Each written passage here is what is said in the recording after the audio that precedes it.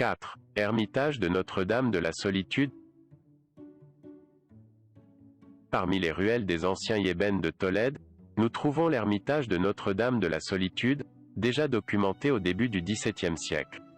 Il a émergé dans le cadre de l'ancien hôpital de la Virgen de la Soledad, érigé pour aider les pauvres, les malades et les mendiants.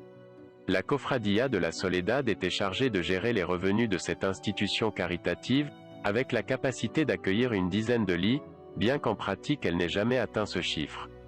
Dans sa façade on remarque une couverture semi-circulaire avec alfie, terminée à la hauteur du piécero avec clocher en briques.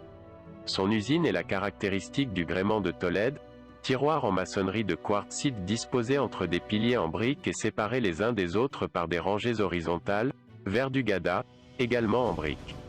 L'intérieur du temple est agencé sous la forme d'une simple nef couverte d'une voûte en berceau à lunettes. L'accès à la chapelle principale est encadré par un arc de triomphe en plein cintre, fermé par un portail en bois.